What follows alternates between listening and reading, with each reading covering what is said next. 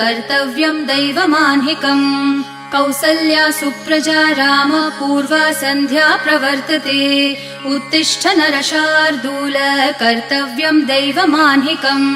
उत्तिष्ठोत्तिष्ठ गोविन्द उत्तिष्ठ गरुडध्वज